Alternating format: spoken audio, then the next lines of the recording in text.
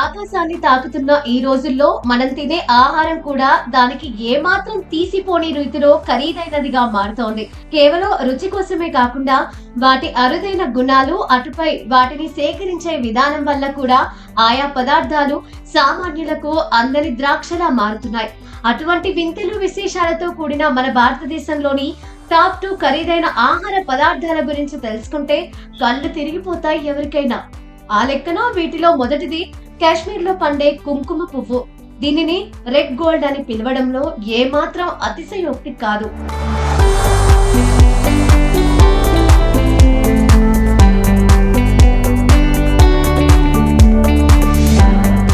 Kilo కుంకుమ పువ్వు సేకరించడానికి దాదాపు 1,50,000 క్రోకస్ పువ్వులు అవసరమవుతాయి.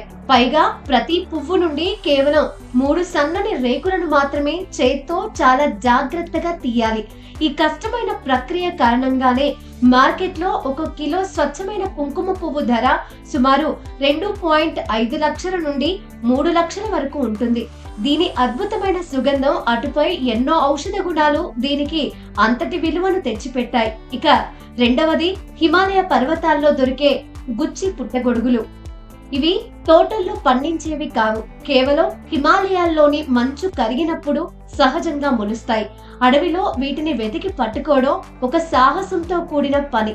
అందుకే ఇవంటే జనం పడిచేస్తారు. వీటిలో ఉండే పోషక విలువలు, విశిష్టమైన రుచి వల్ల అంతర్జాతీయ మార్కెట్లో వీటికి భారీ డిమాండ్ ఉంది. కిలో గుచ్చి పొడుగుల ధర సుమారు 30,000 నుండి 40,000 వరకు పలుకుతుంది.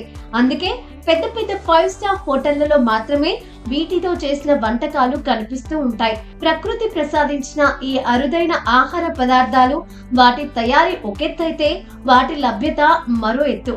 అందుకే ఈ రెండు అత్యంత విలువైనవిగా నిలిచాయి. సంపన్న వర్గాలు వీటిని లగ్జరీ డైట్ లో భాగంగా తీసుకుంటూ ఉంటారు.